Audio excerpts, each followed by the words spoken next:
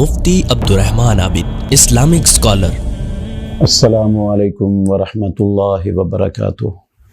نحمدہ ونصلی علی رسولہ الکریم۔ پاکستان میں صبح 9 ذوالحج عرفے کا دن ہے اور صبح جمعۃ المبارک کا دن بھی ہے۔ صحیح بخاری میں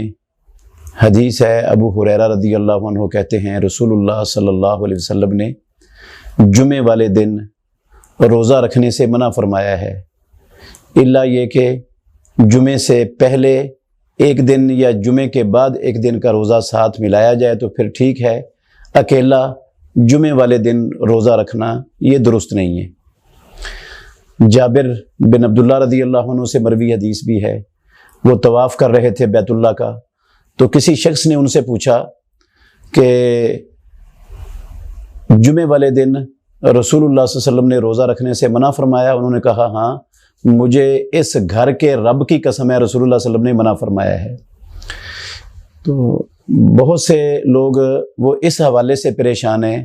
کہ اکیلا جمعے کے دن روزہ رکھنا تو منع ہے، تو اس مرتبہ 9 ذوالحجہ جمعے والے دن آ رہا ہے، تو کیا یہ اکیلا جمعے کا روزہ رکھنا منع ہے؟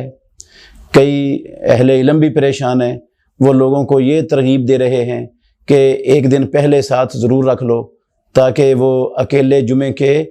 روزے والی حدیث کا مصداق بندہ نہ بن سکے۔ لیکن کسی کے لیے بھی یہاں پریشان ہونے کی ضرورت نہیں ہے۔ رسول اللہ صلی اللہ علیہ وسلم نے جو جمعے والے دن روزہ رکھنے سے منع فرمایا ہے وہ جمعے کی وجہ سے منع فرمایا ہے کہ جمعے کا دن افضل دن ہے، جمعے کے دن کا روزہ رکھنے سے اور جمعے کی رات کا قیام کرنے سے باقی راتوں کی بجائے اور باقی دنوں کے روزے کی بجائے صرف جمعے کی رات کا قیام اور جمعے کے دن کا روزہ، اس سے منع فرمایا رسول اللہ صلی اللہ علیہ وسلم نے، وہ جمعے کی وجہ سے منع فرمایا ہے۔ تو یہ جو کل پاکستان میں 9 ذوالحجہ ہے اور جمعے کا دن ہے، اس میں جو روزہ رکھا جا رہا ہے وہ جمعے کی وجہ سے نہیں رکھا جا رہا، وہ عرفے کی وجہ سے رکھا جا رہا ہے، اور عرفے کا روزہ اکیلا رکھا جا سکتا ہے، اس کے لیے جمعرات کے دن کو ساتھ ملانا کوئی ضروری نہیں ہے۔ اگر کسی نے جمعرات کا روزہ نہیں رکھا تھا تو اسے کسی قسم کی پریشانی کی ضرورت نہیں ہے، وہ بلا جھجک صبح کا جمعے والے دن کا روزہ رکھے، انشاءاللہ الرحمن اس کو یہ عرفے کے روزے کا اجر اللہ رب العالمین عطا فرما دیں گے، اس کے 2 سالوں کے گناہوں کا کفارہ بن جائے گا یہ روزہ۔ یہ اکیلا روزہ جمعے والے دن جمعے کی وجہ سے منع ہے، عرفے کی وجہ سے رکھا جا رہا ہے، اس لیے یہ